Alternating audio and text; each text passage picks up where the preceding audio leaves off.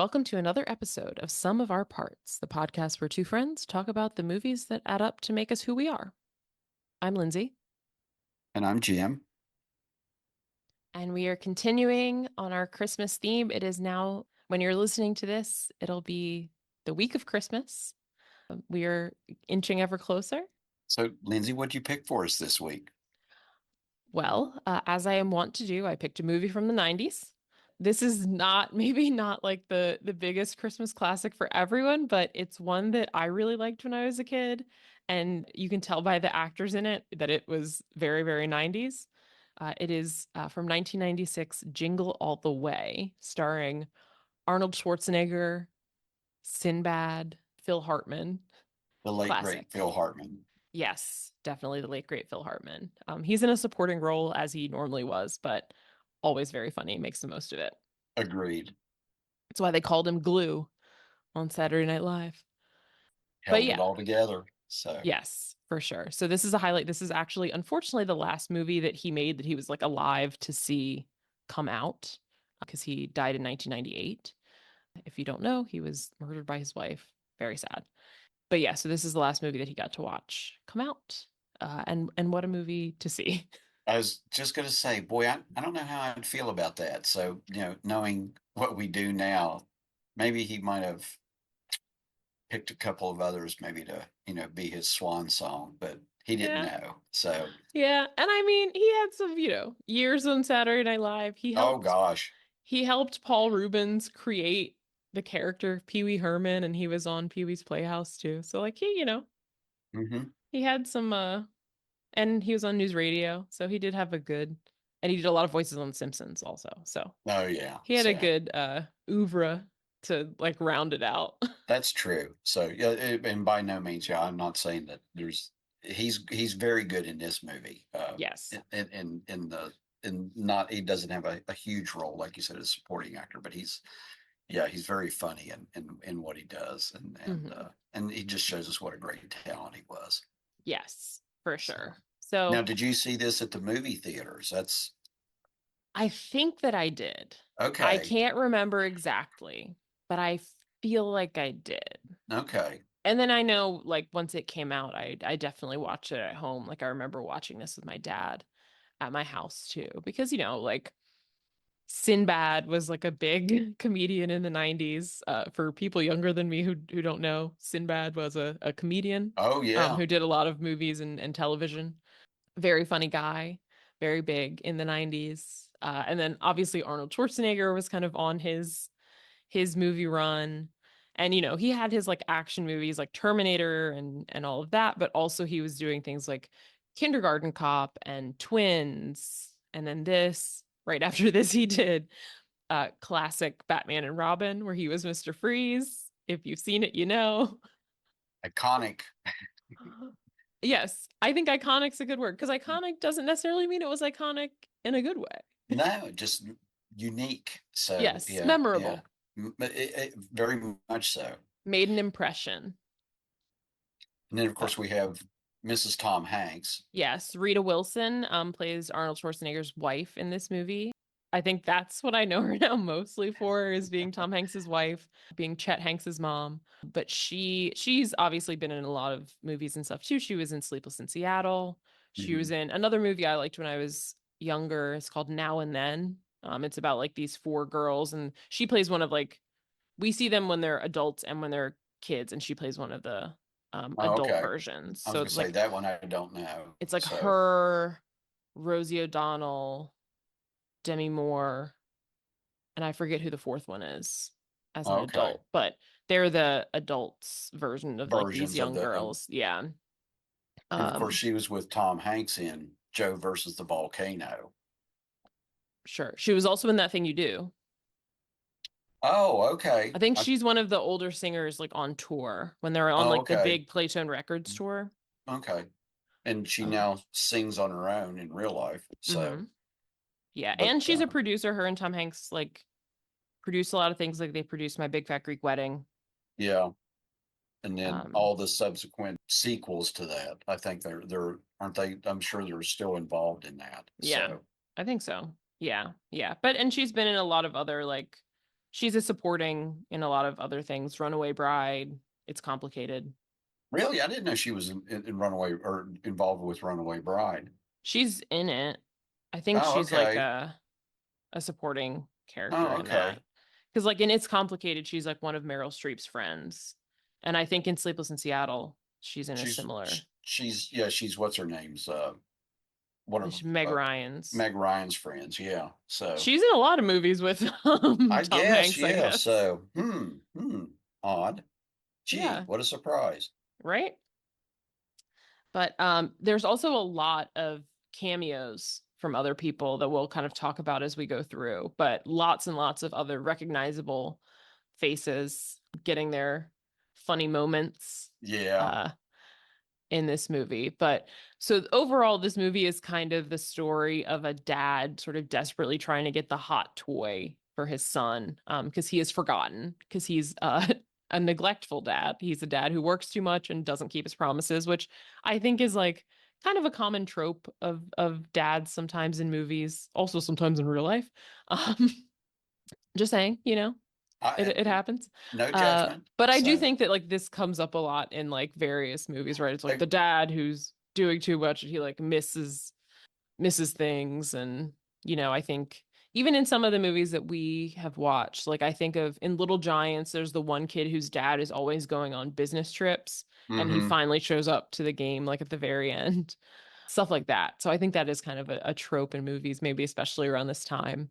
And it's also inspired by, again, if you were alive in like the late 80s, early to mid 90s, these like crazy toy like frenzies Oh for yeah. Christmas time, right? Like it was like the Cabbage Patch Dolls, and then it was like Tickle Me Elmo and Furby and stuff like that. And it would be for people who don't know, for the young folks listening, there was not Amazon at the time. So people had to go physically to a store and it would be like a rabid crowd of people clamoring for the few like Tickle Me Elmos on the shelf, just like trampling over each other, like the Stampede in the Lion King.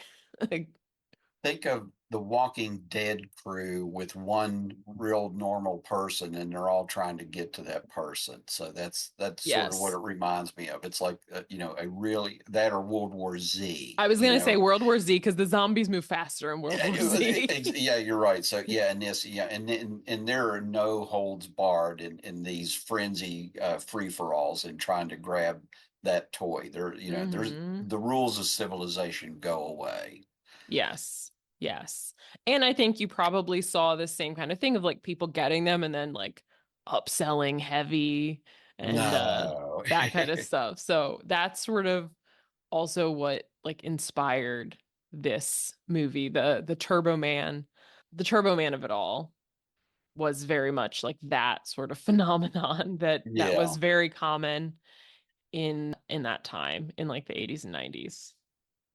When it even goes back, I think further, like as a young Mm, boy, I remember in the mm, late 50s, early 60s, it was stuff like Roy Rogers and the Lone mhm, Ranger and all that, genre and stuff. And mhm, they were everywhere, just like Turbo Man is in this mhm. movie. He's on TV, there's movies, there's commercials, and then now there's the toy, Yeah. there's the action figure. Yeah. It's Were hard to you be trying to calling get that. your Red Ryder BB gun, Jim?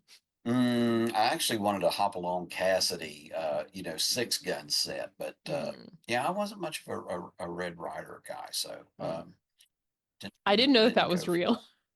that. It was actually, yeah. So, but a Yes. little bit before my time, but yeah, they did make Red Rider BB guns because Red There we Rider go. was I think Red Rider was a cartoon or a Mm. movie character, but Uh-huh. yeah, I, so. as far as I was concerned, it exists in A Christmas Story. But yeah, so it was the crazy toy thing kind of also inspired this. The writer of this movie, his name is Randy Cornfield. He also wrote, there's a sequel to this movie, Jingle All the Way 2, I did not know that I that. think was like a straight to video thing starring Mm. Larry the Cable Guy. Oh, good Lord. They So went from Arnold to Larry the Cable Guy. I was gonna say real upgrade there, huh? Ooh, boy. I might have to watch it just to see how that went. So, And you can report back because I will not okay. be. Uh, Randy Kornfield also wrote some TV movies. He wrote the story for the movie Eight-Legged Freaks, which is the one about spiders with Gosh, David okay. Arquette. It was directed by Brian Levant, who I think seemed very comfortable in like this sort of genre, like the family comedy, because he did Problem Child 2. He did the live action Flintstones movie and also Flintstones Viva Rock Vegas. He did Beethoven, Snow Dogs, Are We There Yet? The Spy Next Door with Jackie Chan. Oh, So a lot of like family comedy kind of stuff. So I guess well, he this was was his. cashing some checks. Mm-hmm. Mm-hmm. Mm, I guess this is his genre that he found his niche. But yeah, so shall we get into the movie? I'm ready. Start with the intro to. Turbo Man. So we get our first like clip of the movie is a clip of like Turbo Man is this character on a TV show. He's a superhero. The TV show gives kind of like Power Ranger level of production and fighting, I will Mhm. say. So Turbo Man's a superhero. He's got like a suit that he has a boomerang and he has a jetpack and he shoots little discs out of his arm. So he's like some sort of hybrid of like his suit reminds me of the Flash because it's red and yellow. It has a Mhm. big T on it. But he's sort of got a little Batman with his kind of utility belt type thing. And he has this big, like pink, it looks like a like a saber-toothed tiger, but it's like pink, Oh, Booster. named Booster, who's his Yeah, like sidekick, but also who is inexplicably wearing gold briefs. Um correct. You can't have Booster out there parading around without any undergarments on. Come I on. guess not. So, Uh he's fighting a guy named Dementor. This came out before the Harry Potter books, who is an evil guy wearing like a green suit with a cape with like a big glass dome with his brain in it. yeah, you can see the brain. It's sort of like from Mars Attacks Yes, it's sort of sort of like character. I floating in want. water. I wonder if that's where Tim Burton got that from. Could be. Well, Mars Attacks, it came out But after this, I guess. It was I like think it 97, did. Yeah, 98. So yeah. So yeah, who just knows? say. But yeah, it's sort of floating in water or cerebrospinal fluid. I don't know. So they're fighting and Dementor has his little minions and there's like a little boy and Turbo Man saves the little boy. We get to hear his catchphrase when he's about to like turn on his jetpack to go save the little boy. He says, "It's turbo time." And as we kind of zoom out, there's a little boy watching the show. This is Jamie. Jamie is Arnold Schwarzenegger's character's son. Jamie is played by the actor Jake Lloyd. If you have seen him before, you probably have seen Star Wars Episode 1, The Phantom Menace, and he is little baby Anakin. So if you're like, huh, I've seen this kid before, I feel like that's probably where. Yep. If you listen to us, if you're me and Jim, that's where you've seen him before. I was going to say, yeah, that's where I seen him. Jamie is the son of Liz and Howard. Liz is Rita Wilson. Howard is Arnold Schwarzenegger. And he has to go to karate. He's about to get a new belt at karate. And his dad's not home yet. And his dad misses everything. And the mom's like, no, he's not going to miss this. Cut to an office, which is apparently a place that sells mattresses. It's a business that sells mattresses.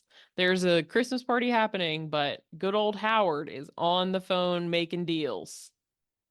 Wheeling and dealing. Yes. Arnold Schwarzenegger in his best, just giving Arnold Schwarzenegger. You're my number one customer. He says it to And everybody. which is almost as like turbo time for Turbo Man. It's like Arnold should have that Yeah. on his shirt. You're my number Yes. one customer. So Yes. Yes. Do you have an Arnold Schwarzenegger? Can you do an Arnold Schwarzenegger voice? I'll be back. There you go. I always Probably go not too to good. I always go to it's not a tumor. Who is your father and what does he do? I go That's to good. That's kindergarten much cop. better than mine. Yeah, so that's good. That is I feel very like good. those are like easier ones. Who is your father and what does he do? But anyways, his secretary is like, you have to go. Like your son has karate, and he's like, oh, I'm gonna make it. I'm gonna make it. Don't worry. And he keeps making calls. Finally, his wife is on the phone, and he even accidentally ends the call with her, saying, "You're my number one customer." Yeah. And then he's like, "Oh, sorry, sorry." And you can see she's tired of this spiel because, she's got that look in her face that, oh yeah, we've Mhm. heard this song before. Yes. So he finally gets on the road and the traffic is horrible. And he decides he's going to drive on the shoulder, which you cannot do. There are people who try to do this in real life and they are jerks, but they never get pulled over, I feel No, like. no. But Arnold Schwarzenegger gets pulled over by a cop and he's like, "You have to let me go. I'm running late," which then makes the cop just be like, "Okay, now I'm going to keep you longer." Yeah, He's got him doing a full field sobriety test. You got to say the ABCs. No, you got to say them backwards. backwards. I love, and our police officer is played by Robert Conrad. Yes, So for yes, those in my generation, we remember him as James West in Wild Wild West, pre yes. Will Smith Wild Wild West. And he was also in Bob Bob Black Sheep. He played Pappy Boyington, a real life person who was a member of the Black Sheep. He led the Black Sheep Squadron in World War II of fighter pilots. Nice, nice. Yeah. I'm looking. I don't think has been in anything that I've seen before. He was on one episode of Just Shoot Me. I watched that show. Okay.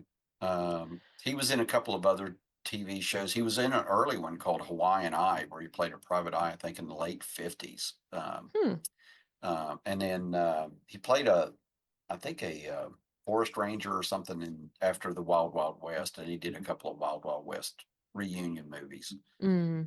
Hmm. So, and then passed away, like you said, in 2020. So, but he was I always watched Wild Wild West. So, because he Nice. had the same initials that I did. He was James West, and I was James Wilkes, so it was There you JW. go. Yes. JW. So he had a big belt buckle that had JW, and I always wanted one of those. So anyway, so yeah, he's going to teach Arnold a lesson. Yeah. He's like, okay, now we're hanging out. Meanwhile, at the karate thing, Liz is sat next to their neighbor, Ted, played by Phil Hartman. And Ted's a single dad, and the women are flocking to him. Like he's truly just surrounded by women. They're like, "Well, Ted, can you come over and help me do this? Ted, thank you so much for teaching me how to clean the windows. Ted, I love that recipe." Blah, blah, blah. They're just like all over him. Mm-hmm. Like, oh dang. It comes up, it's Jamie's turn to like break his board and get his next belt. Howard is not there. Dad's not there. And he's very disappointed. And finally, like Howard pulls up to the place and like everyone's gone. So he goes home and Ted is on his roof putting up lights. He's like, "Why are you on my roof? Why are you on my roof?"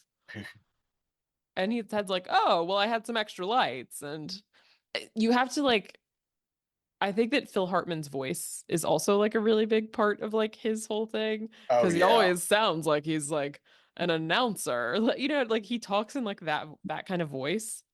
Very like smooth talking, like, "Hello, here I am." He's like, "Oh, I had some extra lights, so I decided to, and you weren't here putting up lights, so I decided to just help Liz out since you weren't around." Yeah, Mhm. he's sort of condescending in a way, but in a way, Yes. it's like oh, I'm trying to do you a favor, buddy, Hmm. by making sure that your wife's taken care of, you know, Yes. but Emphasis on your wife being taken care taking of. care, if you know what I mean, wink, wink, Wink, nod, wink. nod.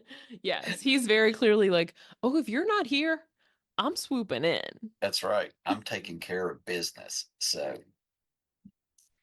When he goes in, obviously his wife and his son are both mad at him, Howard.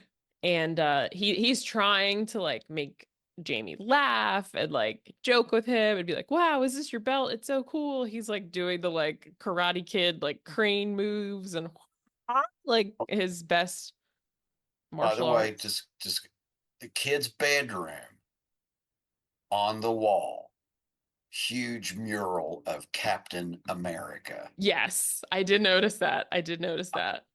I know now what my man cave is going to look like. There you go. and it's a very good Captain America. Mm-hmm. Mm-hmm. It's like from the classic, 60s Yeah. Captain The America. It's like, comics and yeah, it's like Stan Lee the and little the wings. little the feathery wings on the helmet. Yeah, so Yeah. it's a and it's huge. It's I mean Yes. yeah, I was it's like, oh, he likes all the superheroes. well, he had the Fantastic Four pillow, and he had like some other things, but to me it was like and Lindsay will tell you, of all the superheroes throughout the universes, DC, Marvel, whatever, my favorite is Captain America. So, Yes. Eventually, Jamie's like, that was important to me. You always say mm, you're going to be there, and you're not. You're never there. And he's always like, oh, well, it wasn't my fault. I tried. And he's like, you always say that. mhm. And Same Howard's old like, song. exactly. He's like, you're right. I'm sorry. Like, I want to make it up to you. How can I make it up to you? Jamie wants the Turbo Man action figure, and he sort of like he recites what's like obviously like the commercial. I want the Turbo Man action figure with the moving arms and legs and the boomerang shooter and the like realistic sounding voice box that says 8 catchphrases, including "It's Turbo time." Uh, batteries not included, or Exactly. whatever the end is. And he's like, Howard's like, great, okay, I'll get that for you. So it actually turns out that he promises he'll get it. He makes a lot of Right. promises. He's a big promiser, which I think is perhaps not a great idea. No, he sort of over promises and under delivers. Yeah, you So, gotta you gotta flip that. Under yeah, promise, over deliver. that's right. And then we learn when he goes to his bedroom security, he should have gotten that 2 weeks ago because his wife asked him to get it.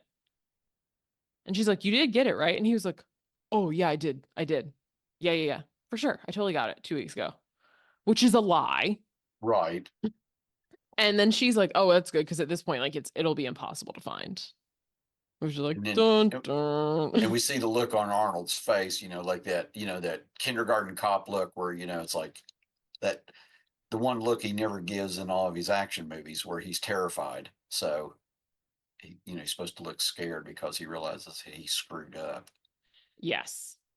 So the next day, it's Christmas Eve, and he has to go out on a mission to get the doll. Obviously, he can't tell Jamie that he's going to get the doll, so he says he has to go to the office. Which, of course, when you have like a dad who works all the time, it's like, again, Mhm. no.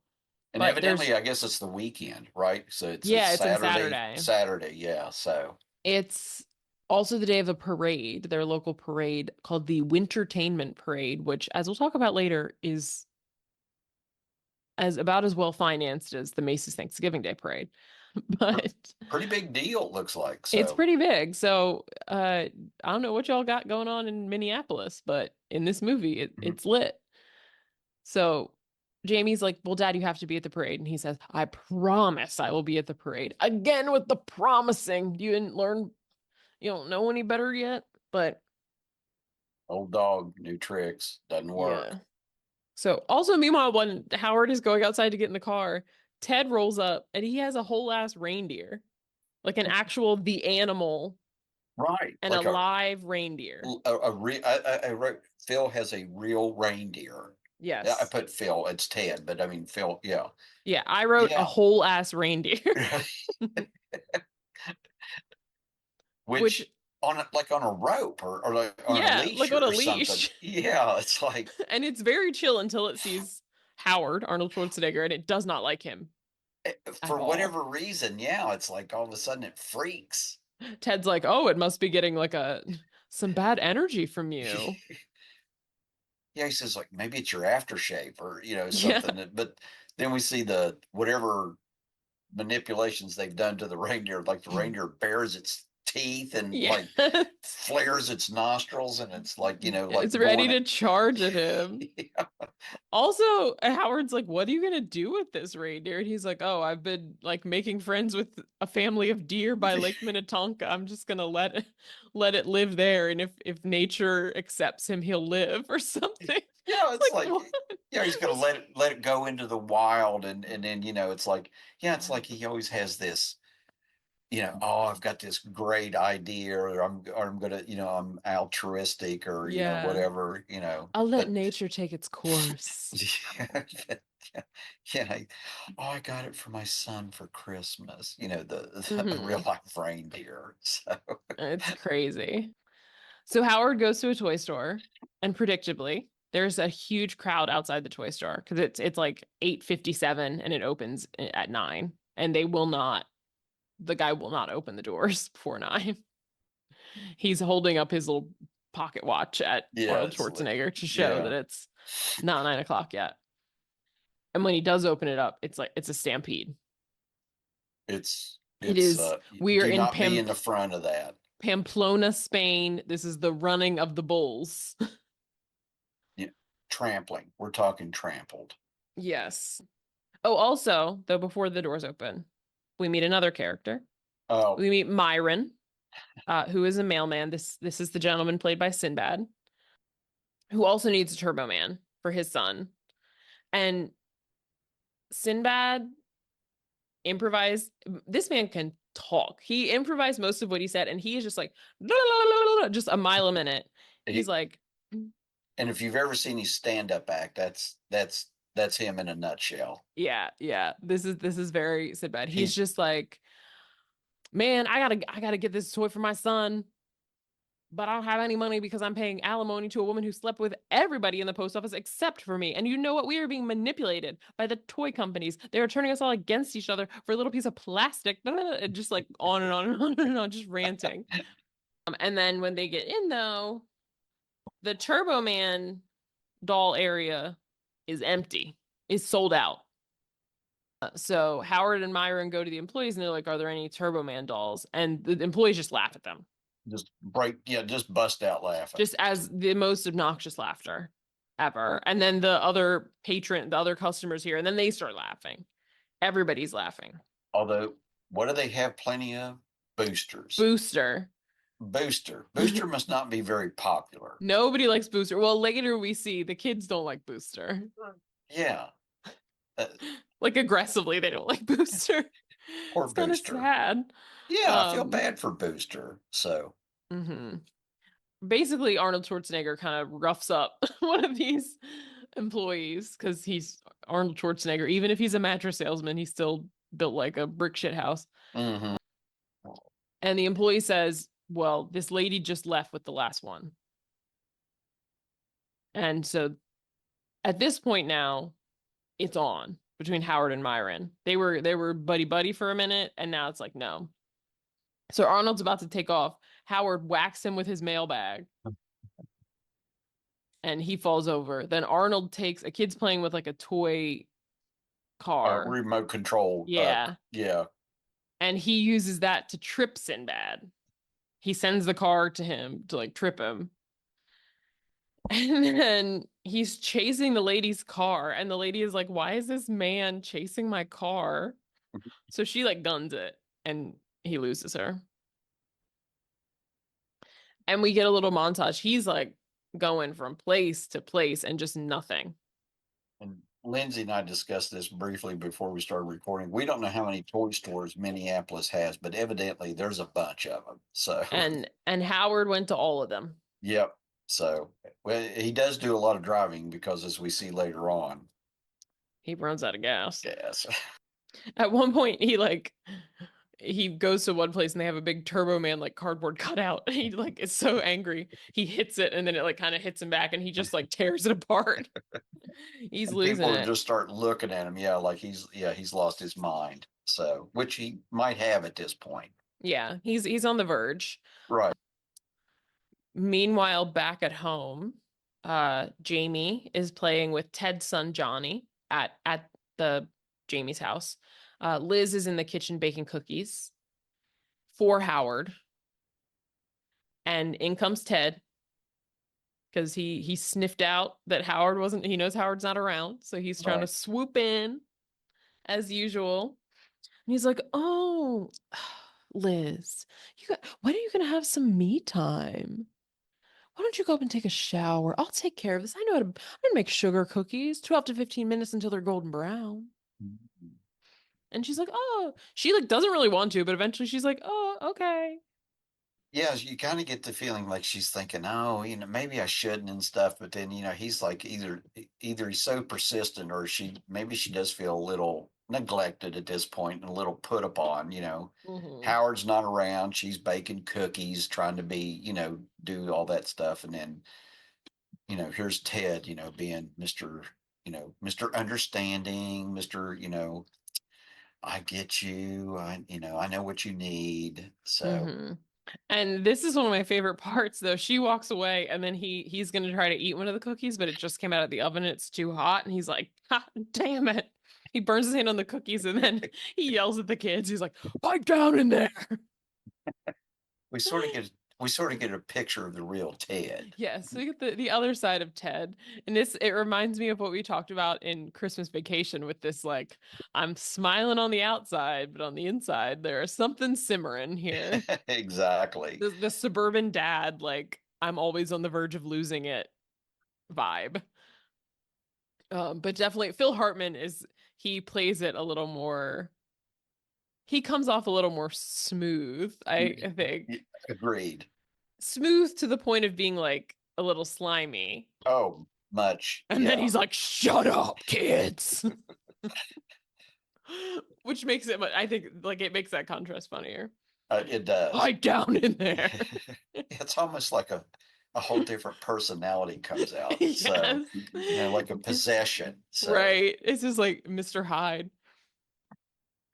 And also, Howard calls because he wants to talk to Liz to be like, "Hey, girl, I don't have this doll."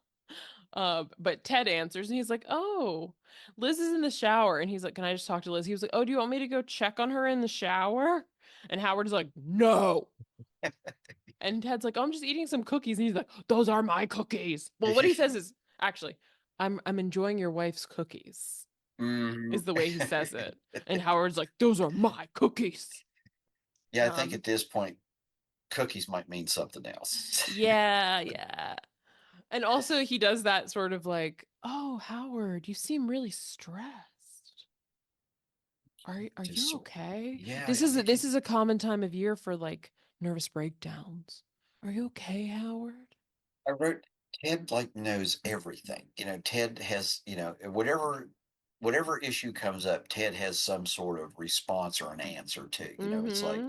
whether it's Liz or one of the other housewives in the neighborhood, or even poor, Howard. It's like, oh, Howard, you're too tough on yourself. You need to take some me time, or whatever. Mm-hmm. So Mm-hmm. yeah. He's so like smarmy and yeah, yeah. But yeah, Howard's like he hangs up. He's like, "No." Um, he meets back up with Myron. Myron shows up again, and Myron's like, "Hey, man, why don't we team up? We're both looking for the same thing. We can cover more ground if we're kind of teamed up." And Howard says no. And at this point, Myron is like, "Oh, racism. This is what Jesse Jackson was talking about." And he just goes on this tirade though of a few minutes. He's just he just runs the gamut. About all the stuff. About Mm-hmm. being oppressed and everything else, and Mm-hmm. and just because Howard said he'd rather work on his own. But Yes, yes. And it continues as we move forward. So then someone tells them that there is a new shipment of Turbo Man at another toy store.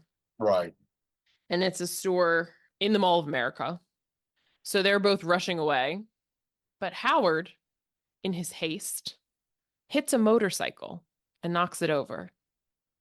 And who should come out to pick up their motorcycle but the cop we met earlier? What's his name again? Robert Conrad. Robert Yeah, Conrad. It's yeah. Robert Conrad. I'm sure the officer has a I name. can't remember the officer's name. I don't know if we ever know that for a fact, but he's wearing the traditional motorcycle cop uniform. His name is Officer Hummel. The Hummel, Hummel, yeah. Hummel, like the Hummel figurines. Yes, like Hummels. Okay. So Officer Hummel turns up and he's like, "Oh, you broke my mirror." Hmm.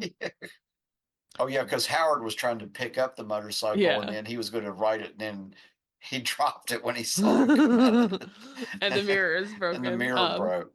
And meanwhile, Myron is riding by in his mail truck, like, ha ha, bye. But Howard still like makes it in time. Yeah, yeah. I don't know what that was. He must How have gunned it. I guess. So they're there, and basically they're doing this store. First of all, I love that the guy at the store that's making announcements is doing it on one of like the little kid like it's almost like a little kid like karaoke machine, which like Karaoke I had machine. one of those when I was a kid. My brother had one. It's like a little tape player at the time. I guess it would have been a tape player with a little Yeah. microphone attached. So he's using one of those to announce to the crowd. That's his like bullhorn for the crowd that they're doing a lottery. So everybody is supposed to line up in an orderly fashion to get a ball. They're like a bingo ball. And then they'll draw the numbers. And then whoever, gets it all gets it all because they have a limited amount. Also, the price is doubled. Yeah. He's a due to the laws of supply and demand. The price is doubled. Yeah, no one makes an orderly line. They just start attacking. And then the workers just like throw the balls. And Myron ends up with one. But then people tackle him. And he's talking about Rodney King. He's like, yeah, Rodney King, Rodney King. As like a bunch of people are like laying on top of him. Also, the other thing too, it's like, is this ball even going to be the winner? Like, Well, I to me, know I that thought they were gonna you get a ball and then if your number is drawn, you get a doll. It doesn't mean if you get a ball, you get a you get Turbo a Man. doll, right? I thought it was like what you said because he said he goes, well, then we'll draw the numbers out, Right. to So it was determine like who. you don't even know if this ball is the winner. Right. I mean, I guess you have to have a ball to have any chance, but still, dang. But when people tackle him, this ball goes bouncing because apparently these are bouncy bingo balls, and Howard goes after it. But this ball is somehow bouncing all around the daggone Mall of America. Like a Super Bowl. We used to call them Super Yes, Balls. Yeah, and they bounce like crazy. yes. I used to always get those from like the quarter machines, like at the grocery store or whatever. Yeah, yeah. Eventually, it bounces into on down to the next floor. We get a lovely image of Arnold like sliding up against like the glass railing. But it bounces into a little girl's stroller, a little girl with a bowl cut, Mhm. which is also like classic 90s look Oh for I. yeah. So anyways, he goes down to try to get the ball from this girl. He's like following her. There's like a big jungle gym in the mall, as there are in many malls. I imagine the one in the Mall of America is bigger. It looked bigger. Imagine Arnold Schwarzenegger crawling through a child's like jungle gym in the ball pit. Eventually, he's in the ball pit with this little girl, and she puts it in her mouth, and he tries to squeeze her face to like get the ball out of her mouth. Because she would not accept a trade. He tried to trade her one of the balls from the ball pit, and she did not accept it. So when he reaches over and squeezes this child's face, her mom appears and starts beating him with her purse. He's like, "You pervert, stop touching my daughter." She pulls the kid away, and then all the other moms are beating him with their purses, and he's like, "I wasn't doing anything, stop." And as he's sort of forlorn, trying to go away, Santa, the mall Santa, happens to be sitting there, and he's like, "Hey, psst, psst, buddy, you looking for a Turbo Man?" And this mall Santa is played by Jim Belushi. Jim Belushi, brother of John Belushi, who we met in Animal House.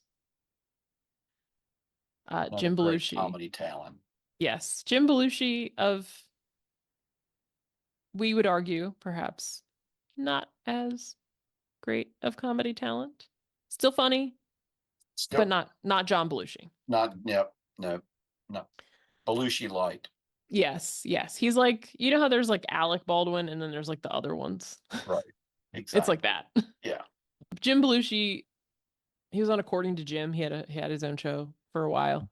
That's like where I know him best from. He's been in other things though. Like they tried to redo the Blues Brothers, him and John Goodman. No, thank you. But yeah. So, anyways, Santa Jim Belushi and his elf, who's another guy. It's been in a lot of movies. they tell Howard that they have a Turbo Man, they can sell him. And they show him a picture as if they are holding this Turbo Man hostage. Because the picture is of the elf guy holding Turbo Man with that day's newspaper as like proof that it was today, which is Right. like the type of pictures you get from hostages. It's like proof of life, Exactly. it's I wrote, it's giving scam. So eventually they are all in Howard's car directing him to drive to this like remote warehouse where they have to like knock on the door and give a password. what was the password? I forgot. It was a Christmas song lyric, but I can't remember Yeah, what it I can't remember was. what it was either. So, Darn it. But in any case, it's like a Santa smuggling warehouse. Because if you go when they go in, it's full of like toys that seem to be like sort of like knockoffs, perhaps things that fell off the back of a truck, and it's full of Santas and elves and Mrs. Clauses. of all shapes and sizes. Yes. And we get to see a few shortly. They get out the doll. Well, it's wrapped, and they want the money first, and it's going to be $300. Which he's like, what? But he forks it over because, you got to do what you got to do. And then they hand it to him. He unwraps it. First of all, the thing speaks Spanish. Yeah. Then he opens it and it's in pieces. And they're like, Oh, some assembly required. And he is very mad. He basically calls them like scumbags, scammers. And they're like, oh, how dare you call Santa that? And then he they sort of threaten to fight him. And he's like, I'm not going to fight you. But he pulls Jim Belushi Santa's beard, like that's like hooked around him with elastic. He pulls it far away and like lets it go. And with such force that it flips him over backwards. And now, like, it's on. Other yep. Santas are coming one by one. This other Santa's doing like kung fu at him. Oh, And with the he candy cane Yes, nunchucks. nunchucks. Candy Yeah. cane nunchucks. And he sort of dispatches him pretty easily. He's knocking him down because he's Arnold Schwarzenegger, right? And then there's a very big Santa who is played by, in fact, Paul White, who you may know better as the Big Show from World Wrestling Entertainment. So, and you know that he is large. He's like 7 feet tall. And Yeah, he makes Arnold look small. yes, he really does. And also a very small Santa played by Vern Troyer, who you know as Mini-Me from Hmm. the Austin Powers movies. So he's on this part. I was like, oh no. He's on Arnold Schwarzenegger's shoulders, and the Big Show is punching him, and Arnold Schwarzenegger like ducks down. So the Big Show punches Vern Troyer, who then goes flying across the room. And then Arnold Schwarzenegger can like kick Big Show like in the nuts, basically. Then the original elf guy like tases him though. Yeah. And then all the other Santas, Jim Belushi is like, dog pile, and they all just pile on top of him. And Also, when Jim Belushi does that, it's like John Belushi did Food Fight in Animal yes. House because he says dog pile, and has that same And he look on does his a face. yes, and he does like a full belly flop onto Arnold Schwarzenegger. Like he does not lay down on him. He's like boom. And just as you think Arnold Schwarzenegger is defeated, the police bust in. It's a raid. And Howard does some quick thinking. And he's like, I've been running this undercover operation for months, and you guys almost messed it up. Now make some arrests. I'm getting out of here. We pulls a fake toy badge out Yeah. of the pile of con toys or whatever you want to call it. Yeah, like he's a real cop, and of course the police are so smart it fools all of them. So of course he doesn't really give them a good look at it. So, but No, he does a sort of like it's like yeah, in Rush Hour, flip it open, flip it close, flip it open, flip it, flip it close. yeah. Uh so he manages to get out. He gets in his car and drives away. And then, as we mentioned, he's been driving all over. and his car runs out of gas as I'll Be Home for Christmas is playing, Mm. which was very apropos because it's like at this point, I don't know if he's going to be home for Christmas. And I did make a note. Really good Christmas soundtrack to the movie. Yes, A for lot of good, sure. really good traditional Christmas songs. Hmm. I also looked at the fuel gauge where it said unleaded fuel only, and I remember those days where you could buy both leaded and unleaded, and the new cars it was unleaded only. So Hmm. Also, like he pushes his car what seems to be a good distance because yeah, he was on a bridge hmm, when it died and he pushes it to a diner. well, he is Arnold, He is so Arnold, yeah, I and it's guess. a big car. It's a big SUV. Yes. And also, I'm supposed to believe this man is selling mattresses. I would feel like that's a front, like in True Lies. Uh, I What know if this you. is in the True Lies universe? Like, Well, that and if he works so much, how does he find time to work out and look like that? I know. Just saying. So, Also, is like mattress selling like that demanding? boy, I don't know. If it is, I don't want to know about it. So, Anyways, he gets to a diner and there's a phone there. Cut to at home. Ted has the reindeer out for everyone to pet it. And again, the reindeer seems very chill around yeah, everyone else. It just doesn't like Howard. He's also got like a tray of hot chocolates to serve for all the neighborhood ladies and kids. And Jamie says to Johnny, who's Ted's son, like, wow, like your dad does all this cool stuff. My dad would never do this. And he was like, yeah, my dad only started doing it when him and my mom split up. Maybe your parents will split up.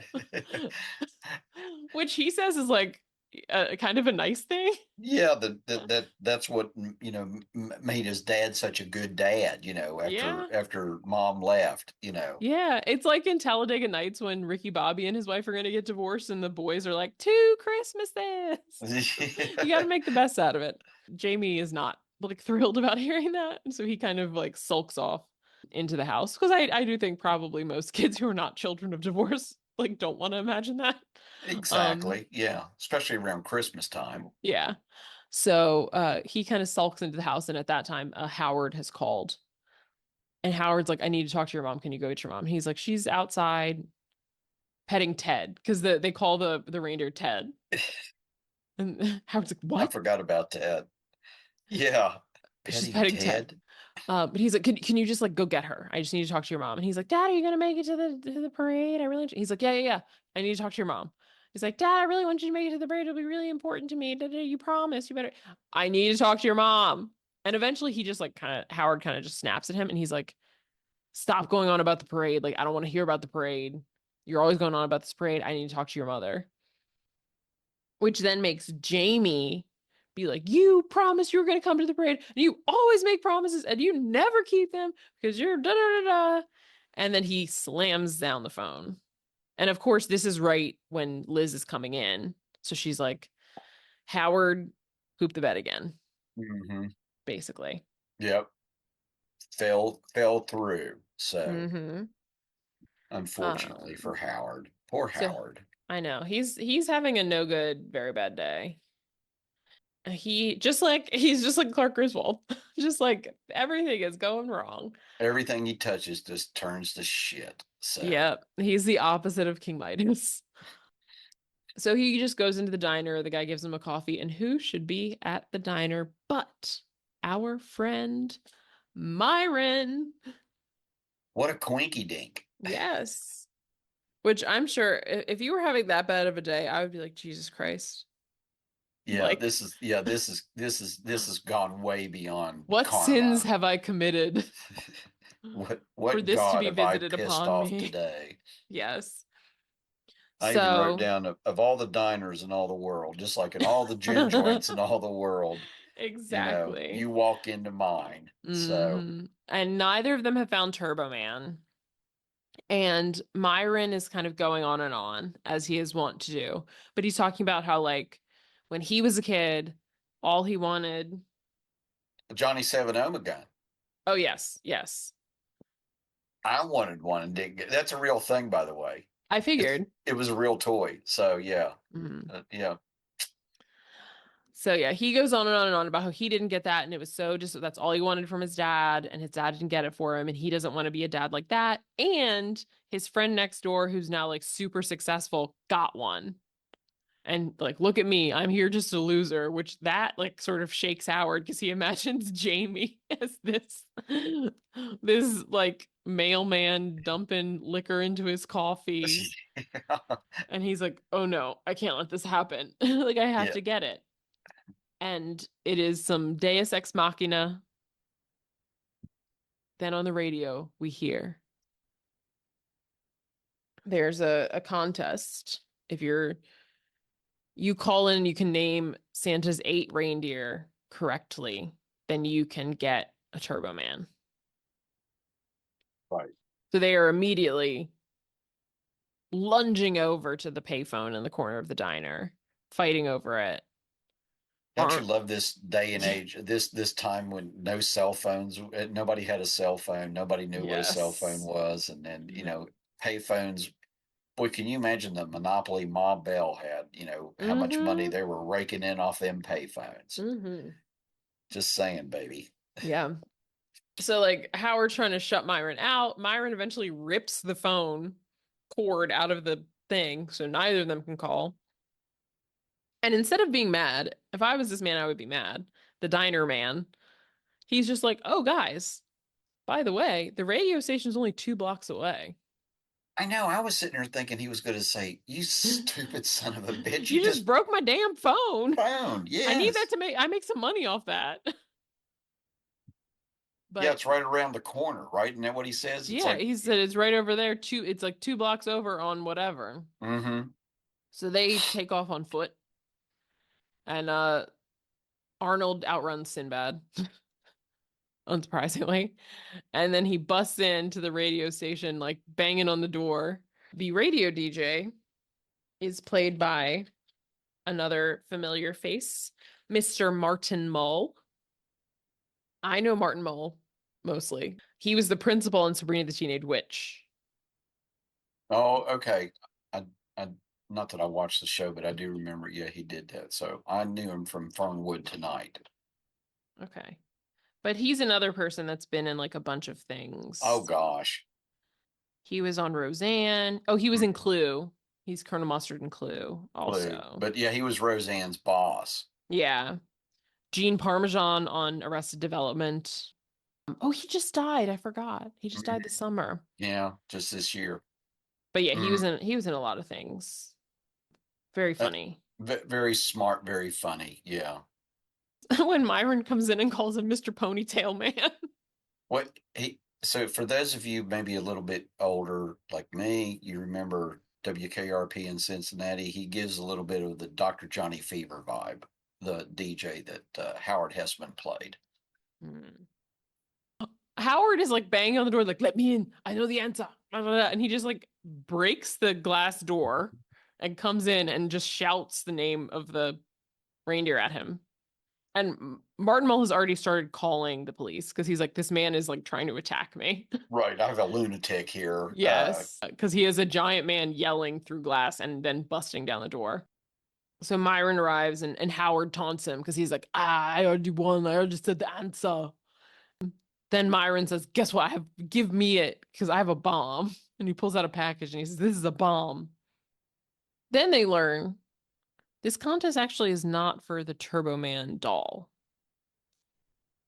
It's for a gift certificate so that you can eventually get a Turbo Man doll. Because the DJ's like, I didn't say you were gonna get one today. I said you like would get one eventually. He's like, give me the doll. Howard was trying to talk him down. They don't even have a doll. And so he's like, what? He drops the box. It's obviously not a bomb. But then the cops arrive. And the same cop, Officer Hummel, is there. This man, what is his precinct? Doesn't this reminded me of the scene in Christmas Vacation when the cops arrived? It was like, oh, they have all these cops, show up at this, at this scene, Mm-hmm. for one guy, for Yes. Lindsay and I discussed briefly about another, it wasn't a movie, but about So all these cops are focusing their energy on this one thing. In the meantime, I guess every other store is being looted and robbed, and Right. If you wanted to rob anyone in Minneapolis, this is the moment. this is it. Yep, you could get away with murder probably. Hmm. So Myron is like, all right, well, my old faithful trick, I have a bomb. So he pulls out a different package and is like, I have a bomb. And they're like, oh no. And he's like, and I work for the Postal Service, so you know I'm crazy. Uh, I did like that part. Yeah, or he says, you know I'm unstable. You know, as in going postal. and he I does mean, look unstable. he's not giving stable, so Hmm. um but they both manage to get away. He like drops the package and runs out and Howard runs down the stairs. So they do both manage to get away. And it turns out that one really was a bomb. Once they're a safe distance away, Officer Hummel, he picks it up and he's like shaking it. And the other cops are like, should you be doing that? And he's like, oh, I worked on Bomb Squad for years. Obviously you didn't, because if you worked on Bomb Squad, you wouldn't pick up a box and shake it, you goober. He's like, see, it's fine. And then like cut to the outside. Kaboom. And he has somehow managed to survive this despite holding this box mere inches from his face. What he looks like a cartoon character, in the cartoons Yes. when a bomb goes off, like he's got his hair's like all blasted, and Mm-hmm. Just he's he's covered in like soot, soot, yeah, like and just black. you see this look on his face, and yeah, and then does he fall over? I think he falls over. I can't Yeah. remember, but yeah, it's like instead of blowing his hands and his head up, it just it's sort of Yeah. like Wile E. Coyote. Exactly. It's the same sort of effect as like in Home Alone, right? Like after Harry's like Right, yeah, been on fire. yeah, yeah. In Home Alone they should have died many a time, but they don't. It's like that. So Howard goes back to his car, which, if you recall, was out of gas. So it was just parked. It has now been stripped. So, like, mirrors are gone, windows, tires, Doors. hubcaps, doors. It's a shell at this Mm-hmm. point. So he has to call a tow truck. He rides home in the tow truck. And when he arrives back to his home, he sees through the window that Ted is putting the star on top of his tree. And then he sees Liz come in and is like talking to him. Now he can't hear the conversation, but Liz is like, what are you doing? That's like Howard's thing. You can't do that. Mm-hmm. But Howard obviously doesn't know that. He just sees his wife with another man putting the star on his tree. And so he's like, you know what? F that guy. And he remembers something that Ted said earlier, which was that he got his son Johnny a Turbo Man doll months ago. And it's wrapped up under his tree. So Howard's like, all right, you want to steal my wife? I'm going to steal your kid's toy. So he breaks in the house. Can I just say at this point too, as a husband, not a good trait, Howard. Just saying. No. Just saying. So So he goes in and grabs it. It's very obvious what's it because it's shaped like a box and it's wrapped in Turbo Man paper. what and it talks, doesn't it? When he picks up the box, it says Yes. it's turbo time or something. So Yeah, he kind of like jostles it a little bit to be like yeah. to confirm. And he's like, all right, it is. It's it. So he can't go out the front door because now there are carolers out there, which also Liz and Ted have gone out to listen to, and Ted's like wrapping his arm around her, and she's like, what? She's like looking at that, like, what are you doing? Excuse me? So he's gonna go out the back door, but he has a change of heart. He's like, this is crazy. I can't steal a toy from a child. Who am I? And he turns around to go back in, but the reindeer's there. And Ted. it still has beef with him for some reason. Ted's upset with him. So Yes. Ted the reindeer. Yes, Ted the reindeer. So it runs after him into the house And it's just like it's like when the dog was chasing the squirrel in Christmas Vacation. It's just like Yep. pandemonium. He's like running, he knocks over one of the wise men, the head falls in the fire. He finally shuts the reindeer in another room, but then the head's on fire and the alarm's going off and the room's filling with smoke and there's also fire and he gets it out of the fireplace and then there's a fire on the cart on the rug, so he's like stomping that out. He then finally kicks the head out through the front window, which is where everyone is, the But carolers and Ted and Liz. right.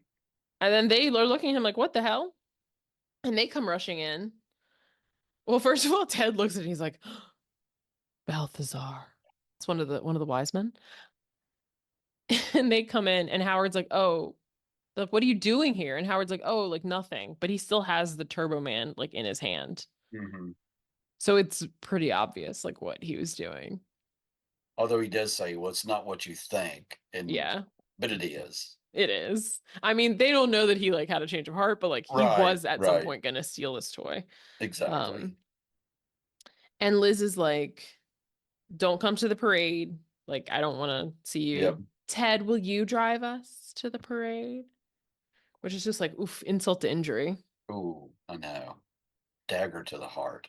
And then the reindeer gets out of where of where Howard has locked it and charges at him again, and he punches it in the face. But then they bond over some beer. They're both drinking away their sorrows, Howard and Ted the reindeer. And it's very sad too on the in the van on the way to the parade. Jamie asks his mom, he's like, "Oh, is Dad gonna meet us there?" And she was like, "Don't count on it." Yeah. But the Sort of other like boy Johnny is like, "It's okay because you can always count on Turbo Man." so. Another side note, by the way, the minivan that Ted is driving had two of them, Dodge minivans. So What did you have minivans for? we had we had a big dog, and every time we wanted to take the dog to the veterinarian, a regular car was too small. So this was back in the day when those were that was what everybody wanted, and it was either the Dodge or the Plymouth, and that's Mm. what we had were the Dodges. So we bought one, and then we liked it so much we bought another one. So My mom's best friend, who's like sort of like my second mom, she would drive me to preschool. She had a green one, like a dark green oh one with like gray leather seats oh inside. nice nice. They were like the So gray like perforated yeah, leather, you uh-huh, know. yeah. So That's how I rode to preschool ooh. every few days. So yeah, had the one sliding door, Yes, just the on one door. one. I remember when they went to two doors, it was like Oh, revolutionary I know. It because was you like didn't have to wait for someone to get out. to get out, or for everybody to pile in, and then you got in. Yeah, so that was a big deal. Yeah, I So remember yeah. like in the later 90s when she got like a newer van, it was just like, Hmm. what? There are two doors on the van. It's not just the one. And it was like they were like so boxy. Oh yeah, yeah. So it Yeah. was, yeah. Oh gosh, Definitely brings rode in back one of memories. those Yeah. all the time, listening to a Beach Boys tape. Oh, nice. A So Beach Boys tape in the green Dodge green van. Dodge, and so Oh yes. So Howard is sitting there feeling sorry for himself, but he sees through the window this drawing Jamie made of their family and he's kind of inspired. He's like, "No, I'm like not giving up. This is my family, that's my son. I'm going to like show up for them." So he is going to go to the parade. At the parade, it's being hosted by like the local news people. A weatherman named Gale Force and an anchor with ginormous hair that looks like it's sprayed into a helmet, yep. named Liza Tish.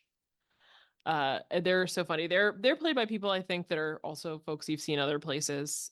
Gale Force is played by the actor Phil Morris, who's had a lot of roles in Star Trek. He's also been on Seinfeld, Smallville, and done some voice work. The Liza Tish is played by Amy Peets, who I think her biggest thing was she was on Caroline in the City with Leah Thompson. Okay. She was one of the main cast on there. She looked familiar. Well, both of them looked familiar, and I Yeah. think I knew the when you said the actor Gale Force Gale Force. was in the Star Trek. That's where I think I recognized him from. But yeah, both of them are kind of people that you've probably seen before. She was in an episode of Law and Order SVU. That's probably where I know her from. You probably know the episode and the character and the plot. If I saw the episode name, I don't it's not one that sticks out off the top of my head, but I think if I read it, I would know. I would know You exactly know, who she is. I know. I It's a problem. no, no, no. I meant that in a good way. I meant that I didn't. Oh, I did. So yeah. So My encyclopedic knowledge of Criminal Minds and Law and Order Special Victims Unit. Um, Anyways, Liz and Ted are gonna go park the van because the boys, it's traffic. The boys see someone they know, they're gonna go just stand on the parade route with them so they can see the parade, and the parents will park the car. Also, like this parade, as we were saying earlier, every bit of children's media you have ever seen is represented in this parade. You see Cat in the Hat is there, Gumby is there, Madeline is there, Snoopy is there. It's like every character from everything, every and show, every book. and there are marching bands like from everywhere, Yes. and I don't mean like 16 or 25 people. We're talking like 50, 60. Full. And the characters, I also want to say, this is not janky Times Square characters, right? You know, the Mm-hmm. like Times Square Elmos that try to get you to pay Right. $5 to. No, no, no. This is legit. Like Yeah. these are the characters. And like this is where all this movie's budget went to like Evidently. licensing all these characters. But anyways, so Ted and Liz park the car. First of all, Ted parks horribly. He parks very crooked and does not Mm. attempt to straighten it out. Just to say, just saying. And he's like, Liz, you must be so disappointed that Howard's not here. You can talk to me about your feelings. Let it out. Let it out. I'm a shoulder to cry on. And he like pulls her head into his shoulder and she's like, "Oh, Right. like I'm good. I'm fine." Mm-hmm. Liz, come on. And then he's like trying to like seduce her basically. And she's eventually it's so like ick. Hard ick. It's so ick it's like funny. I just realized. It wasn't very long ago that I found out what that meant. I didn't know what that meant. So about the ick. So Yes. I There's feel kind our of embarrassed to admit that, but I wanted to let our audience know that if Yes. in case I did understand what you just said just Good. then. Good. But like So it was just so like ugh. mm, But it was so uncomfortable. Like it made it funny. And she's like, no. And of course, Howard happens to be walking up like right during this before she soundly rejects Ted by slamming his thermos of non-alcoholic eggnog like in his face. yep, and he's noggin and Yes. spills eggnog all over him. Eggnoggins him. But Howard like saw it before that she rejected him, so he's upset and he's kind of storming away. And he runs into Officer Hummel, who has just gotten some fresh, hot coffee. And when he runs into him, the coffee spills all over him. So now he's burned on top of his burns. Because he had his He has hands his hands all bandaged, bandaged up from when remember, he was holding a bomb earlier? and now he has hot coffee. Also, it's like all he had to do was just like wash all the soot off his face and he's fine. I know, yeah, he looked impeccable. Yeah, he looked, yeah, his Like, oh, hair and everything I else. just need to wash my face. I just need, I'm good. And he had his sunglasses, his Hmm. his Yes, motorcycle police officer cop sunglasses. of course, of course. But now Officer Hummel is giving chase to Howard because he's messed with him one too many times at this point. Howard is running and he eventually kind of runs and hides in this sort of like warehouse situation. And the Officer Hummel doesn't see him, so he loses them. But then these people are like, "Oh, there you are. You're late." He's like, "What?" And they start undressing him and then putting stuff on him. And they're like, "Okay, well, just I hope like we talked about on the phone, this is what you're gonna do, and here's just some updates we made, and this is what you need to know, and blah, blah, blah, blah. And he's just like, what? What? Huh? He doesn't really like say anything. He's just like, huh? Huh? What? Huh? You sort of get the feeling that maybe that's how he communicates sometimes in real Huh? life. Huh? Yeah, Huh? Huh? when he was Yeah. governor Yeah. of California. So it turns out they're addressing him as Turbo Man. Now he's Turbo Man, which is like the main event of the parade. He is the Right. cherry on top of the parade. The way that Santa is at the end of the Macy's Thanksgiving Day parade, Turbo Man is at the end of this Wintertainment parade. Because Turbo Man is like the big hot property. And also he's replacing a person who now is a vegetable from an accident in this very costume. Yeah, evidently had some sort of mishap. As we understand it, because what did they say? He's showing some brain function. Is that what it And was? that's a good sign. That's a good sign. So So things are Pete. I hope Pete's okay. So then he's sort of being shoveled to get on the float, and there's already a guy there playing Booster. Booster, the guy playing Booster, I don't know the actor's name, but he's Booger in Revenge of the Nerds. right, That's yeah. how I know him. No, that's where I know him from too. So Revenge of the Nerds, which we will be watching at some point. That's on my list, whether it should be or not. it should be. I think it's good. Curtis Armstrong, I'm sorry, is the name of the actor. He's been in other things, but to me, he's Booger. Mhm. And again, I noted why the gold undies. But Howard still doesn't seem to realize like who he is. Right. I guess, he really didn't see because it was dark in the warehouse when they were putting the suit and stuff on him, and then he doesn't. Yeah, and then he's in the bottom of the float thing. So Yes. And then they go out on the parade route and he's announced. And then like he sort of rises out of the floor like Beyonce. And then he's like, "Oh my God, I'm Turbo Man." That was not still, as good. that was pretty good. I gotta say, I like your Arnold. So I appreciate it. I appreciate it. I can't help but doing all the voices of these people that we you're talk about. So that's fine. it's an impulse. So then he's like, "Oh wow, like this is super cool." He like gets into it, and then he gets to pick a kid from the crowd to give them this special edition Turbo Man doll, and he's like, "Oh my God." He like picks it up and he's like cradling it. He's like stroking the face of it. It's like the ultra deluxe version model of this thing. Yeah, It's like 2 feet tall. Like yeah, it's it's big. it's one of one or something. Isn't that what they Mm-hmm. said? Like it's the only one of its kind, or Yeah. yeah, not just a limited edition, but the one and only. The So of course he's like, finally a doll. And then he picks Jamie and he calls him out by name. And Jamie's like, "Oh my God, he knows my name." Also, as an aside, the float in front of them is the float with the police on it. Officer Hummel has given up his search for Howard and is on the float. There's also a trampoline on the float and someone like dressed in cop clothes doing like trampoline flips. Yeah, I don't know. I don't. I just wrote, why a trampoline on the cop float? I wanted to know who storyboarded that. It's like, and then on the float in front, we're going to have a police officer, or we have a guy in police uniform doing flips on a trampoline. Yeah, because it was like all police officers and like it was like I think it had like a police officer like head or whatever. Yeah. And then there's a guy on a And it's trampoline like, doing flips. okay, who greenlit this?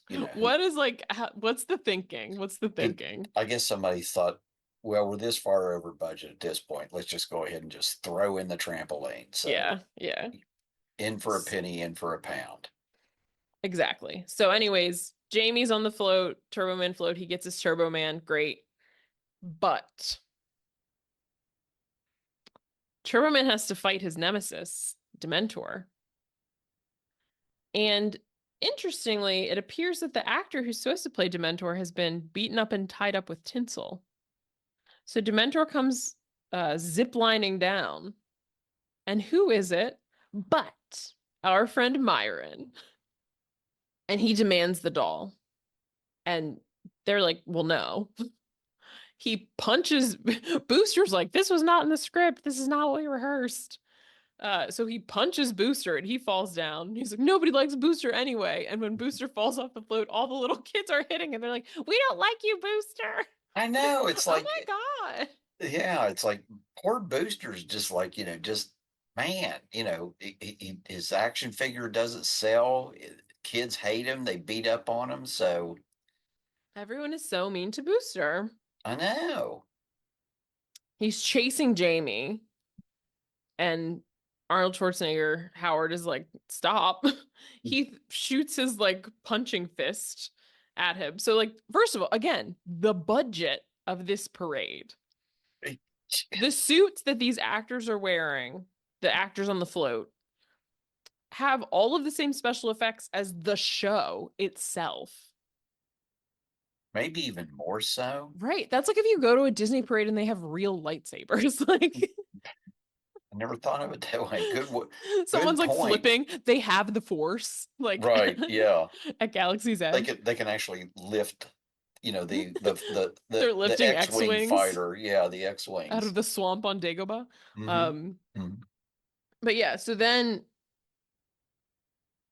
he's shooting. Thankfully, Jamie actually like knows what's up. He's like, Turbo Man, shoot your turbo disc. So Arnold Schwarzenegger shooting these little discs out of his wristband, hitting Sinbad in the face and knocks him over. But then all of his little henchmen come out and they're trying to beat up on Turbo Man slash Howard. Jamie kicks Myron in the nuts and he runs away, but then Myron's chasing him. This part makes me laugh. I just the way that Sinbad delivers this line, but like Jamie's running through like the marching bands and stuff, and some of the people marching are like dressed as like giant like gifts. And at one point, Sinbad goes, "Get out of the way, box," and shoves it out of the way. But just the way that like in Sinbad's voice, him just being, "Get out of the way, box," I know. made me laugh so much. And then for some reason, Jamie's like, "Why don't I climb up this ladder to the roof of a building No, it's like really. So this is your idea of getting. Why doesn't he run over to his mom, or and be like, let's go?" yeah, or find a police officer? Right? Or like go somewhere. You're small. Go to like a small hiding place. Why are you going to a roof? It was in Lose the yourself in script. the crowd. Like, Y- anyways, this kid's not thinking strategically, obviously, because Myron is climbing up the ladder after him. And then Liz is like, oh no, that's my son. Then they get to the roof and there's like a giant Christmas tree like decoration like on top of the roof. And then he decides to climb that. I'm like, Mm-hmm. this isn't even meant for climbing. This is not a structure for climbing. So Myron's coming up after him on that. And then some of the announcers, I think, are like, Turbo Man, use your jetpack. Yeah, it's like, And he's like, oh, right, and I have I, that. I think they all think it's part of the show. Yes, Yeah, yes. yeah. So Everyone except for like Liz, and Myron, Howard, Jamie, and Liz are the only people who realize this is not part of the show. And part also, of the show. I guess, Booster at this point, if he's Booster. still conscious. Yeah. Yeah. So then he's like, oh, right. And then he goes, it's turbo time. And fires up his jet, which is like a fully functioning friggin' jetpack. Works great. So better Are than those even anything that real? Like, better than anything the military has, I guess, at this point. So honestly.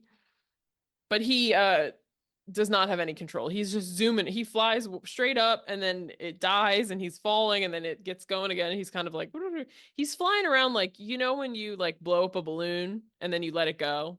yep, it That's the just vibe of his flying around. just goes any which way. Or it reminded me of like, like at the beginning of like all the Spider-Man movies when he's just figuring out how to like use his webs and he's kind of just swinging around like, whoa. Yeah. That's the vibe. He tries to go grab Jamie, who's again hanging on this Christmas tree decoration on top of a building, and he just misses him. And then he gets caught in a sign, crashes through a family's apartment into a brick wall, and then falls on the ground.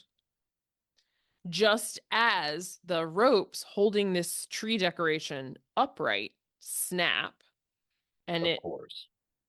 turns sideways. So it is now parallel to the ground, and Jamie and Myron are dangling off of it. Howard hits Myron with his turbo rang. Well, it's funny. He misses him at first, and he's like, haha, you missed me. But Myron forgot how boomerangs work, and it hits him when it comes back. He falls down onto the police float. Also, at this point, he has the doll. He has taken the doll Mhm. during this pursuit. So he's laying on the crushed part of the police float. He did not land on the trampoline, which would have made there being a trampoline make more sense I was if going to they say that used would have it. been a better sight gag, don't you think? Right. Yeah, Also, it would have like made it make more sense that there was a trampoline. It would have right. felt like a choice instead of like why. Yeah. Anyways, Brian Levant, call us next time you're making a movie and we'll have some suggestions. But Jamie's still dangling up there. Eventually, Howard seems to have very quickly figured out how to work the jetpack because he zooms up there and grabs him. And he like then like lands perfectly in front of Liz. Hmm. And Jamie's like, man, I really wish that my dad could have seen me fly with Turbo Man. Don't you think it's like, dude, all You've the never seen he has a visor that's it's clear, clear. Also, and he's talking. he sounds exactly like your dad. He's like, oh, Jimmy, your dad would be so proud of you.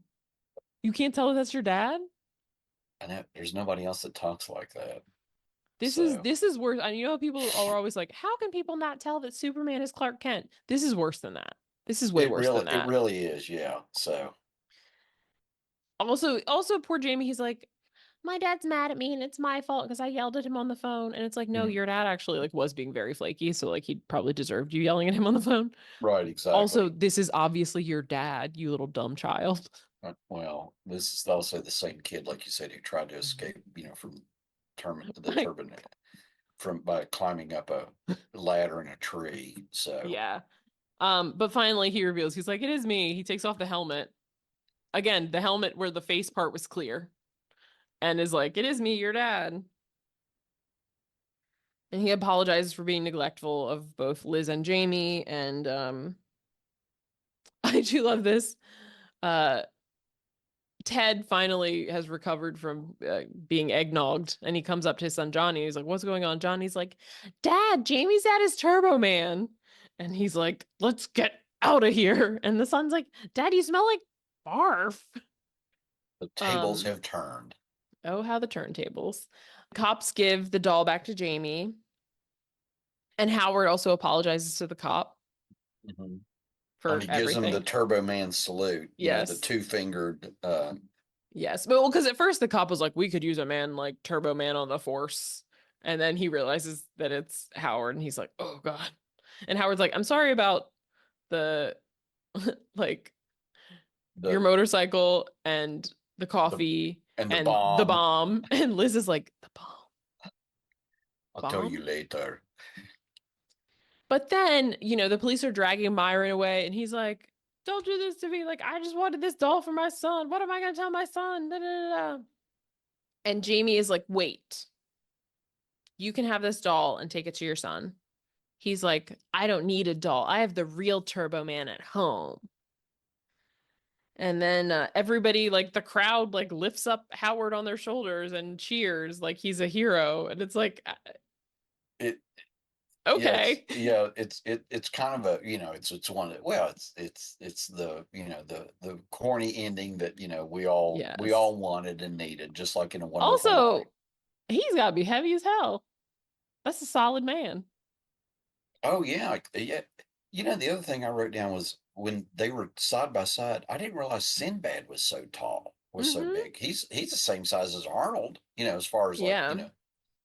Which is funny now when I imagine it because they were, as we were talking, you and I were talking about before, they were considering Joe Pesci for that role. They I couldn't be in the know. same shot. Joe Pesci and Arnold Schwarzenegger. It would be Well, like twins again. it would be, it'd be like him and Danny DeVito. So,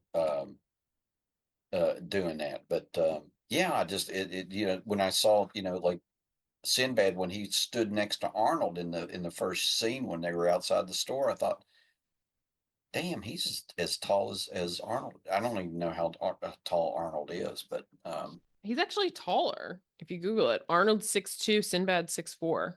really, Mm-hmm. maybe it was a floppy mailman boots he was wearing that sort of Yeah, slouched down in.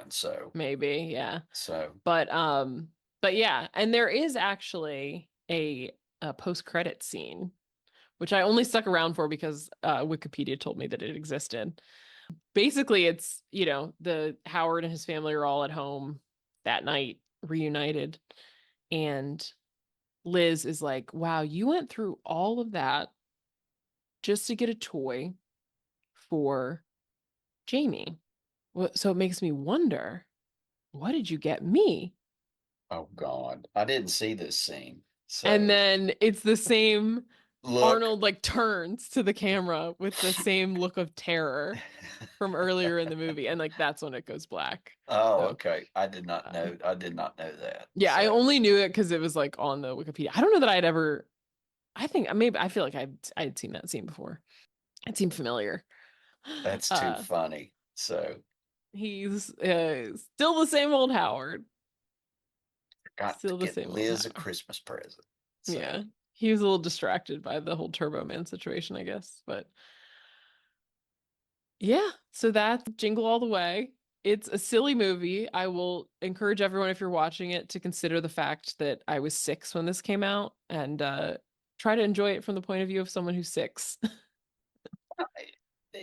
I think it's well, probably some of the context, was from the '90s and stuff, and then a lot of that, like you said, the big rage because then you had to go to the stores, you had to do all that, you had to deal without cell phones and stuff. So Hmm.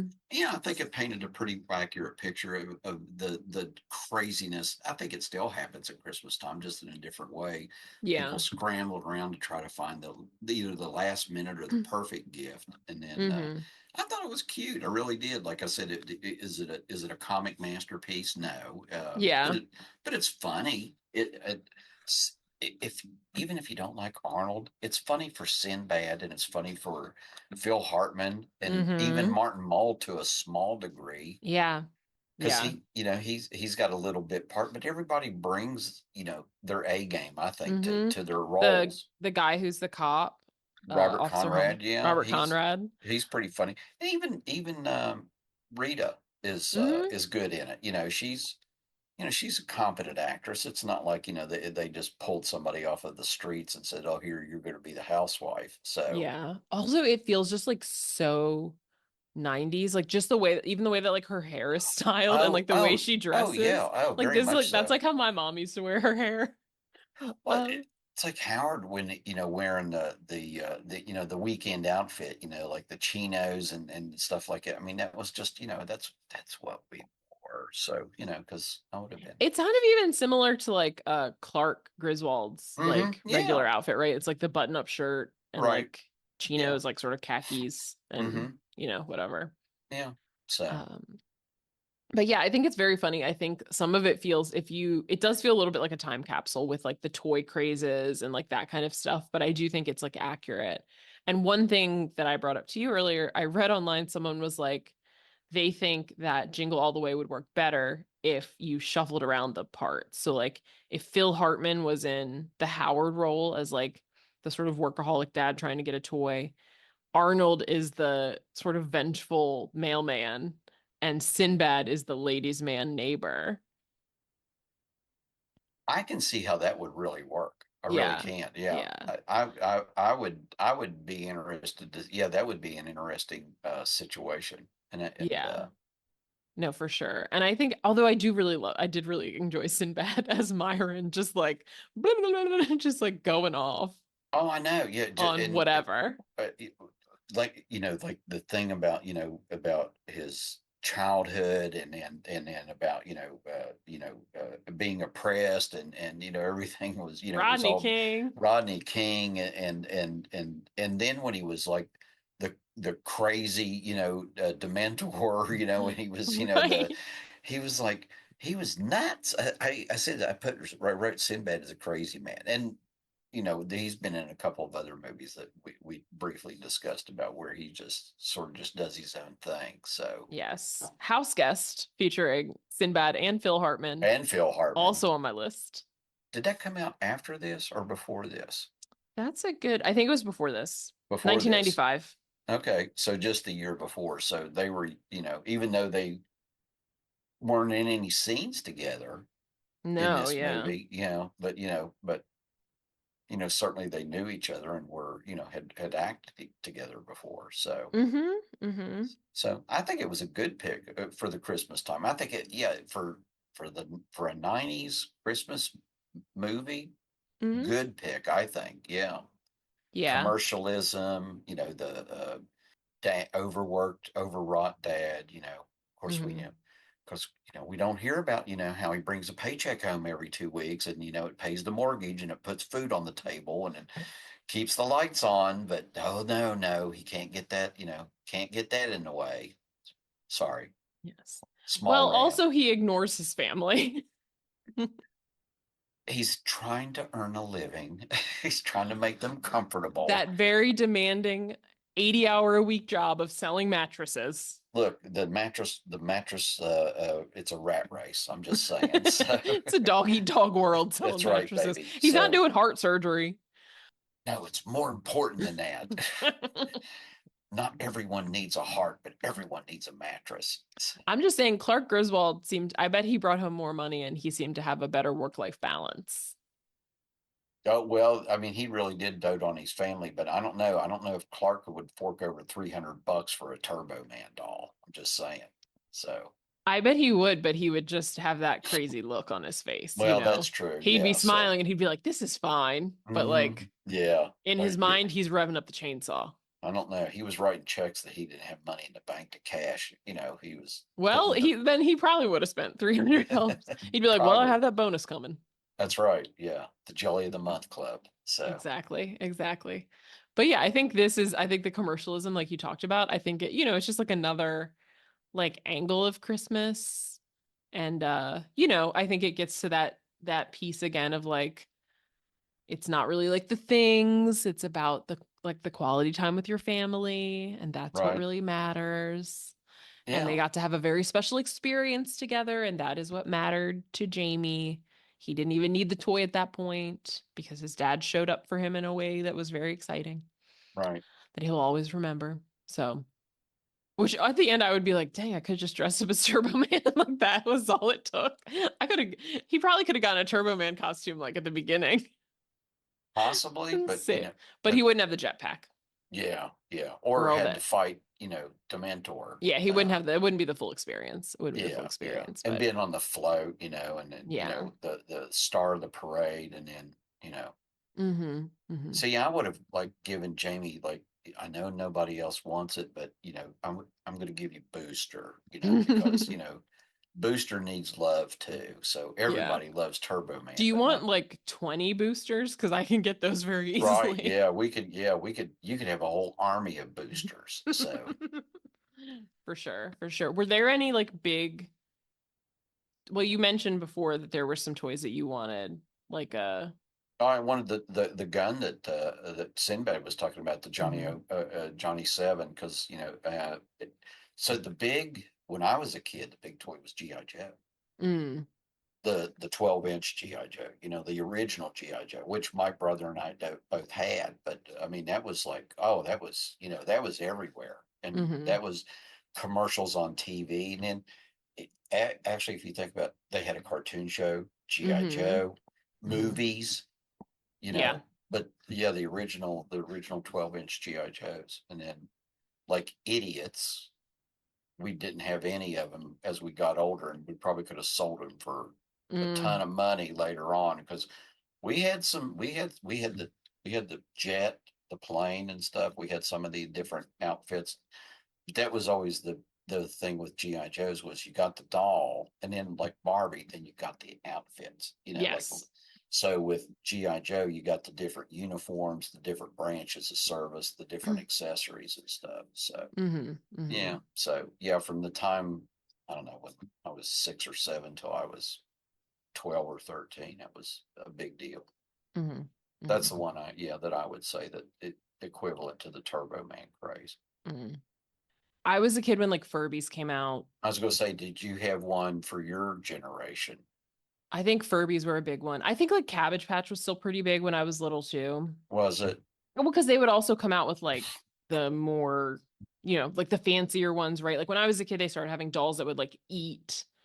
There was a Cabbage Patch doll that would eat, but they like Really? recalled it because it would like little girls' hair would get stuck in it and it Oh, would like oh, reel oh, your hair in basically. So I never got that. And my oh, friend had one, but she never took it out of the box really? because she Because was she like was afraid it afraid was of going to it? eat her hair because that was like a thing that was happening. It was like on the news.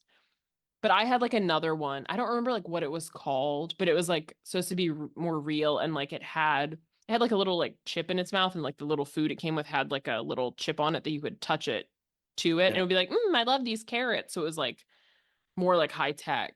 Oh, oh, okay. Although I remember one night I would like watch TV in bed and I was up and like I was flipping through the channels and the Chucky Child's Play Oh, was on and I just like shoved the doll out of bed. I was like, no, did you be really? gone. You Yeah. you Then were it probably worried would that have risen up to be and like, why don't you play with me? pulled a knife on you? Yeah. But yeah, a lot of like I think a lot of dolls. Tickle Me Elmo was like a little bit after me. Like I was too old for that. But Furbies definitely and one year my grandmother bought me and all my cousins Furbies. But I didn't really want a Furby. Um, so I No, think I just kept it in the box. Because my friend had a Furby and like they like learn to talk like from you. They like repeat. is that the And ones that she look would like gremlins? yes. And she would Okay, have it like in the closet and it would like still be trying to talk. So I was like, I don't, that's that's kind of kind of weird. creepy. I never took it out of the box. So I just displayed it. Do you still have it? I don't think so. Okay, It was a couple houses ago. okay, Um, just but yeah, I think those were the big things. And like when I got older, like I think video game consoles became more like a Wii mm-hmm. was like a hot commodity the year it came out. And my grandmother got one. I was like, Nanny, you don't know how to like use a cell phone. Why'd you get a Wii? You don't know She how got to one for use. herself. Yeah. Oh well. Because you could like, because a lot of people were like losing weight playing Wii. Oh, Because you right. had the remote that you had to like move with, Mm-hmm. and she was always like trying to do fitness stuff. She was always trying to lose weight, do Weight Watchers and stuff. So I think Oh, she thought she okay. was going to lose weight, but I was like, Nanny, you are never going to use this. You do not know how to use your TV. She didn't use No. it. Yeah. She didn't know how to use technology was not her thing. But Yeah. I was like, how did you make Different but some generation. it isn't, but it was just funny that she made like this is when people were like physically fighting for Wii's and she somehow managed to get one. I was like, Nanny. Also, you could sell that for like $2,000 right now. Did she hold on to it, I guess? Yeah. Yeah. Huh? Yeah. She's like, okay, I Mhm. whatever you want. But yeah, I think as I got older, it was like those kinds of things Yeah. were Makes sense. bigger. But yeah, for sure, I remember like the Tickle Me Elmo and like the Yeah. Furby craze and like those things. But yeah, when I was a kid, it was mostly like dolls, different dolls, Cabbage Mm-hmm. Patch, the sort of like not Chatty Cathy, like obviously that was before me, but like that sort of vibe of like Right. ones that would like that were more realistic that could eat and stuff like that, and different Barbies. Yeah, I was gonna say, and to this day, even still Barbies, right? I mean, Hmm. special edition Barbies and so on and Yeah, so I forth. my mom So, always got me like the Christmas special edition Barbie, and hmm they sat on my top shelf, and I did not touch them. did you leave them in the box? Hmm. Yeah. So, Yeah, I still have them. I should sell them now. well, it's up to you. I should see how much My they're worth. sister collects Barbies, and she's had since the original Barbie. Mm, So my sister's older than I am. So, but she every and I mean, she has Barbies, mm, So, but yeah, but she has the original one that came in the swimsuit and a little mm. The with like the black and white with the uh-huh, ponytail. yep. So Hmm. her first one, and Yeah. then she bought her daughters, my nieces Barbies, all the Hmm. time.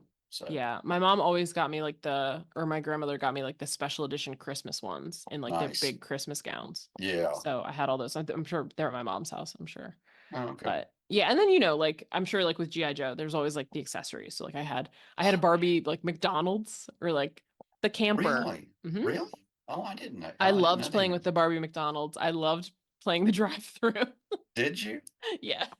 I didn't even know they made that. So I knew Yeah. that Barbie had a Jeep and then had the playhouse and Mm-hmm. or The the dream whatever house. dream house Yeah, I and had like a camper, like a oh, Barbie okay. So camper. you had the good accessories too. So Yes. yeah, because we had And then you could get the like the big, so like I had a Corvette that like I drove in. That was really like for me. It was a Barbie Corvette. Yes, and oh my best friend nice had a Jeep. The Corvette was great because no one else could fit in the Corvette. oh The Jeep, okay the Jeep had room, so people are always yeah. like, "Can I ride in your Jeep?" Nobody could fit in the Corvette but me. So So you were solo. yeah, I was an Got only it. child, so I was like not into sharing. So having the Corvette just for me What color was the worked out. Corvette? Pink, Oh, okay, okay, got it. So of course. of course, so But yeah, those were kind of the things like Barbie dolls, and then eventually got into like Furbies, Tickle Me Elmos, and then video games. I remember those days. Now it's yeah, not the same. Not as many, not as much like physical violence to get yeah, toys. yeah, because I can remember People going just to like buy stuff and resell it like on the internet for a lot of money. I yeah, feel or like is the just buy thing. off Amazon. But I can remember Yeah. going to the toy store, that, and Hmm. there was a couple of stores in Huntington that sold toys, and going, and looking, like did they have, the one thing that you were looking for, whether it was the Hmm. accessory pack or was it the GI Joe, astronaut suit that was, or something like that. So, Yeah. and then the disappointment when needed, like the thing, oh no, we had it, but we're out of it, Hmm. and we're not going Hmm. to get any more in for Christmas Yeah. Yeah. because, you know, so those were because I remember if we got money for our birthday or for Christmas, that's what we would want to go buy something for our GI Joe collection. So Hmm. so Hmm. sometimes you had to settle for your second choice or whatever. Yeah. But Uh, anyway, so yeah, but yeah. no, fun movie. I think I think our selections have been. You talked about in your blog that you wrote the other day about the Christmas experience about there's always has to be some sort of counterpoint to the happiness and the joy or Hmm. whatever, maybe to Hmm. highlight the season, that, Yeah. and maybe it makes it a little more meaningful. But hopefully our choices so far for our audience have meant as much to them or a little bit as it has to us. Yeah. Yeah, absolutely. I think this one's like a fun one generally. Mm-hmm. Obviously, I think all of these movies have their like sad parts, like a neglectful father. Tormented reindeer. Yes. But ultimately, this is like a nice little 90-minute silly thing. I think Yeah, in the way that like Christmas Vacation is just sort of like a series of kind of hijinks, I think this one is a lot of like slapstick and just silly situations there's a lot happening. of physical humor, a lot of Yes. sight gags. Yes. I think unfortunately we have a lead who's not the funniest person in the world. Yeah, he's sort of He yeah, can he's be funny, but it's perhaps not his main strength. no, he's still better at choking someone out or punching someone out. So Right. Or like lifting weights and just teaching you how to lift weights, yeah. pump you So up, um, pick things up and put them down. That's not him, but no, that's a little shout out to Phil Hartman we and Saturday Night Live. yeah, yeah, he'll to pump you up. Yes. Yeah. So I think it's silly, but it's fun. And again, you get to end with a little heartwarming, Oh gosh, little yeah. something. I mean, it's like it ties it up with a bow. Yeah, exactly. Well, I think we've really covered it. Yeah. Thank you all for listening. Please subscribe wherever you're listening to this so you can get all of our episodes when they come out every Monday.